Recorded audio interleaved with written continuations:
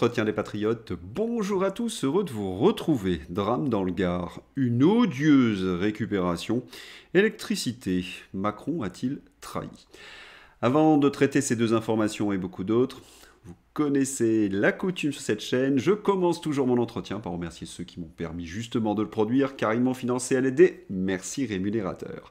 Et aujourd'hui sont à l'honneur des fidèles parmi les fidèles, Marie, Monique Montagnan, Manu Combe, Caroline Darbini, Philippe Bohen, ma chère Yvette Poré et Francky Desbiens.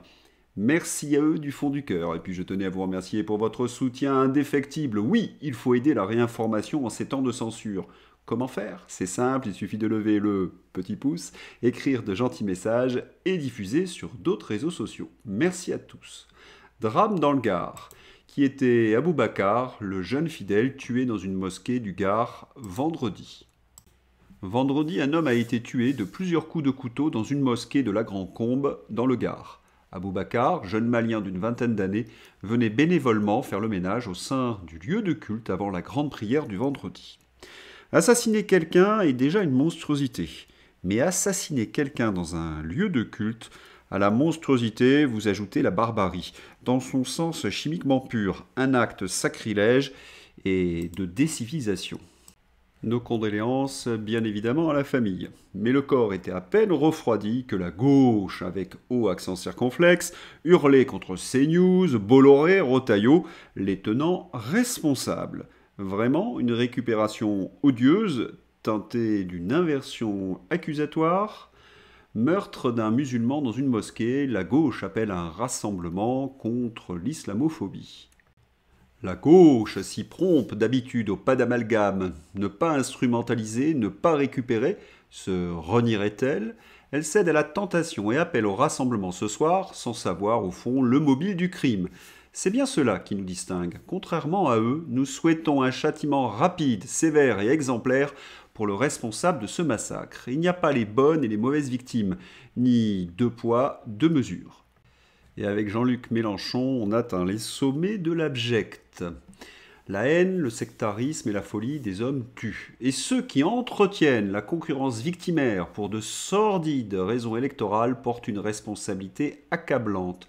Jean-Luc Mélenchon a quitté les rivages de l'universalisme républicain depuis très longtemps. Mais ce qui est saisissant, c'est que cette gauche accuse CNews. Vous avez donc des hommes politiques qui accusent des journalistes de faire un peu leur boulot. Ils accusent Rotaillot? Là, je suis un petit peu d'accord, parce que Rotaillot ne fait rien, il brasse de l'air. Non, on a bien compris, c'est de la récupération politique de la France insoumise. Tous les musulmans ont peur, monsieur Mélenchon. Il y a une ligne rouge qui a été franchie. Jean-Luc Mélenchon a été ému aux larmes par le témoignage d'une musulmane inquiète pour l'avenir. Mais oui, madame, tout le monde a peur en France, qu'on soit français de souche ou de la diversité. Mais qui sont les responsables, si ce n'est cette gauche qui a gangréné, par exemple, la justice? Ils saccagent une école à mes yeux, puis ils y mettent le feu. 4 mois de prison avec sursis. La magistrature, main dans la main, avec les racailles. Ou celle-ci, victime de squatteurs, un retraité obligé de payer une facture d'eau de 17 000 €. Cette gauche, associée à l'UMPS, a laissé les directives européistes nous coloniser et a laissé les Français désarmés et désemparés face à la délinquance et la violence. Et c'est comme cela tous les jours. Mais ce qu'il y a de plus fou dans l'attitude de Mélenchon, c'est qu'il stigmatise les Français d'un crime dont ils sont innocents, et la gauche, elle, n'est pas tout à fait innocente dans cette histoire. Voyons voir. D'après nos informations, le jeune homme, un certain Olivier H., l'assassin, est un ressortissant français issu d'une famille de 11 enfants originaires de Bosnie et chrétienne. Âgé d'une vingtaine d'années, il touche le revenu de solidarité active et passe une bonne partie de son temps à jouer à des jeux vidéo, nous précisons de sources proches de l'enquête. Il vit avec sa famille dans les logements sociaux de la Grande Combe. Allez, pour détendre un peu l'atmosphère, on pourrait plaisanter et dire que ce profil ressemble davantage à celui d'un militant de la France insoumise, voire d'un député comme Raphaël Arnaud ou Delogu, asocial et violent. Mais comment se fit-il que cet individu d'origine bosniaque ait pu être accueilli en France? Pierre Sautarel. 11 enfants, ça correspond. La famille du tueur d'Abou Bakar devait-elle être expulsée et est-elle restée en France à cause des juges? Eh oui, alors que la famille aurait dû être expulsée de notre territoire il y a une vingtaine d'années, le tribunal administratif de Lyon avait annulé l'arrêté de reconduite à la frontière. Pourtant, le père était connu des services de police pour vol. Comme avec Samuel Paty ou Dominique Bernard, la gauche est toujours dans les bons coups. Mais si je comprends bien, Mélenchon accuse des membres de la communauté rome, mais que cherche-t-il? La guerre civile est déjà là pour certains Français. De quoi parle-t-on quand à Saint-Denis, des policiers municipaux sont contraints de fuir, attaqués par une trentaine d'individus? Quand à Toulon, 2 élèves policiers sont roués de coups pour avoir défendu des femmes harcelées dans la rue? Ou encore quand le ministre de l'Intérieur décompte 65 faits de violence en 10 jours contre les prisons ou les personnels? Céline Kléber, haut fonctionnaire sous pseudonyme. Dans la situation actuelle, un élu de la République aurait dû conserver la tête froide. Et là, ils deviennent complètement maboules. Alerte vidéo, Richie Thibault, collaborateur parlementaire d'Ercilia Soudé, pointe CNews, Bolloré, la police, la justice pour responsable de la mort d'Abou Bakar alors que le tueur est en fuite. Il appelle à faire des brigades. Tondelier est derrière lui. Mais mesure-t-on la gravité des propos de Richie Thibault ? Alors que les Français manifestent de plus en plus leur mépris pour ces extrémistes de gauche, qui sont en baisse dans les sondages, que leurs alliés sont en train de se détourner d'eux, ils ne pourront donc pas gagner les futures élections législatives. Que font-ils?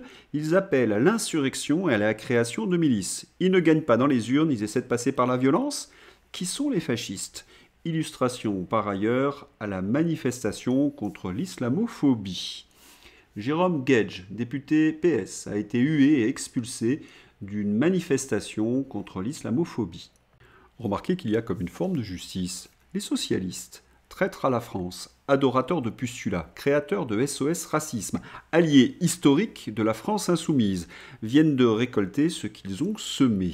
La haine, oui, elle aurait revenu en pleine face comme un boomerang. Quant à Bruno Retailleau, il a porté plainte contre les propos déments de Richie Thibault. Sur BFM, il était face à Benjamin Duhamel. Bruno Retailleau, il y a quelques minutes, un rassemblement a commencé, place de la République, contre l'islamophobie, à l'appel de personnalités de gauche, notamment Jean-Luc Mélenchon. Est-ce que vous irez en sortant de cette émission? Vous voulez rire? Vous parlez sérieusement? Vous voulez rire? Vous parlez sérieusement? Benjamin Duhamel n'a honte de rien. Il demande à Bruno Retailleau pourquoi il n'est pas allé à une manifestation où on appelait à la guerre civile, insultait la police, traitait Jérôme Guedj de sioniste. Le rassemblement de la honte cautionné par BFM TV. On vit vraiment une époque formidable. Benjamin Duhamel et la France insoumise arrivent à faire briller le terne Bruno Retailleau. Mais il y a quelque chose de bien plus grave dans l'attitude de tous ces excités de l'ultra-gauche. Sont-ils le cheval de Troie de l'islamisme? Reprenons. 1063 actes antichrétiens, 541 actes antisémites, 100 actes anti-musulmans. Il y a donc une volonté de la part de la gauche d'invisibiliser la souffrance de nos compatriotes. Et au profit de qui d'ailleurs? Le fanatisme dans les universités est contraire à notre culture. Noëlle Lenoir, présidente du comité de soutien à Boualem Sansal. L'avocate se bat pour que l'État français affirme son autorité vis-à-vis de l'Algérie, mais également à l'intérieur de nos frontières. Il y aurait donc des forces rampantes, fanatiques dans nos universités, avec la complicité de cette gauche? Ça alors, qui l'eût cru? Qui sont-ils? Les frères musulmans, qui sont interdits un peu partout dans le monde pour leur entrisme. Et cette secte ne cache ni son projet, ni ses méthodes. Exactement. Et tout à fait expliqué, accessible. On peut, n'importe qui, avec un minimum de recherche, peut se procurer ces textes, ces méthodes, ces préconisations, ces façons d'agir. Donc là, vous avez Nous apprenons donc que l'Autriche a interdit les signes, la propagande des frères musulmans, de même que la plupart des pays arabes, sauf le Qatar, qui est très proche. Le projet des frères musulmans, ses méthodes, ses préconisations est tout à fait expliqué, il est disponible. La France va-t-elle enfin réagir contre cette secte fanatique qui prône la charia sur notre sol? Driss Ghali. C'est leur objectif, notamment dans les pays musulmans. Mais en Europe, leur objectif primordial, me semble-t-il, c'est d'abord de prendre le contrôle des diasporas musulmanes qui croissent très fortement par l'immigration de masse, mais aussi par leur démographie propre, et qui sont un véritable, entre guillemets, un jackpot financier.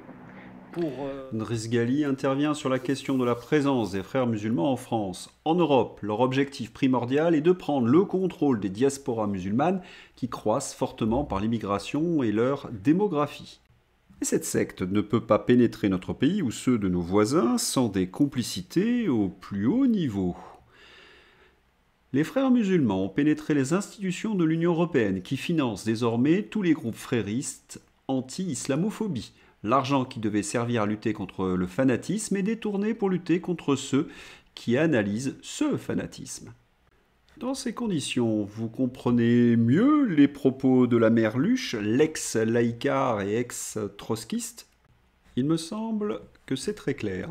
Les méfaits de l'Union européenne suite. François Bayrou aux prises avec la programmation énergétique de la France, une véritable bombe politique. L'Assemblée nationale débat ce lundi de la stratégie énergétique du pays. Le Premier ministre tentera de faire baisser la pression sur un dossier explosif.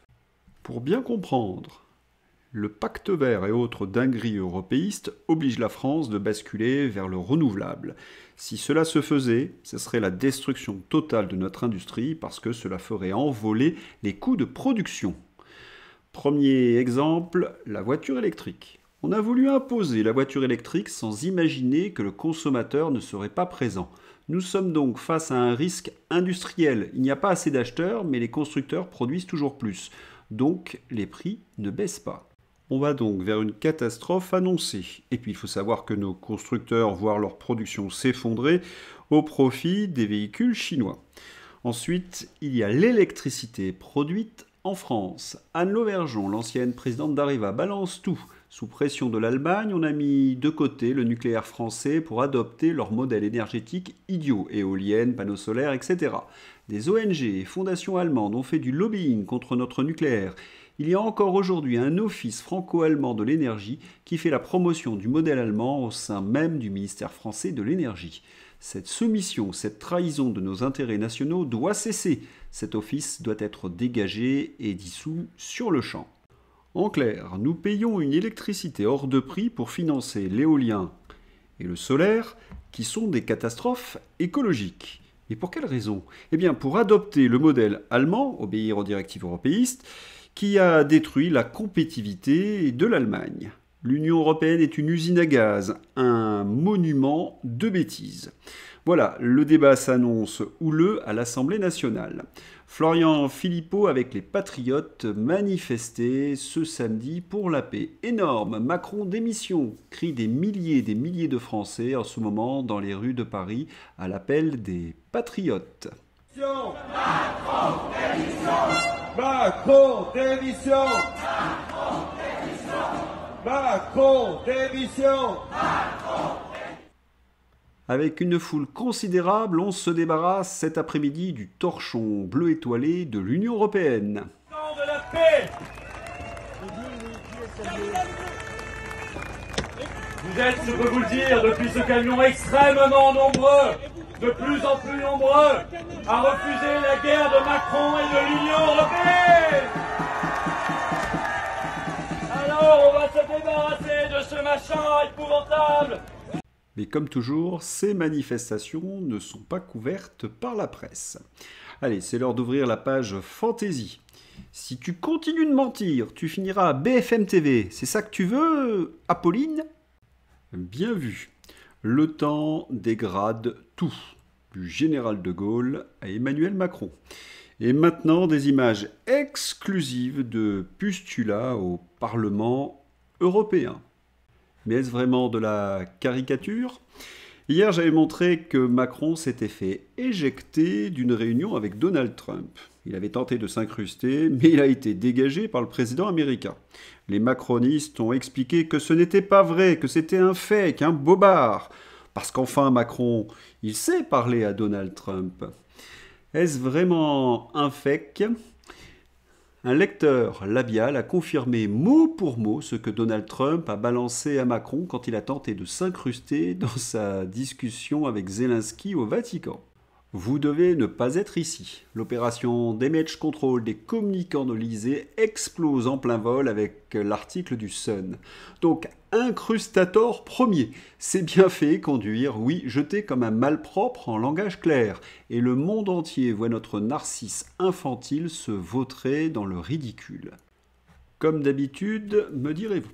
J'espère que vous avez apprécié cet entretien. Je vous souhaite une excellente journée. À bientôt. Au revoir.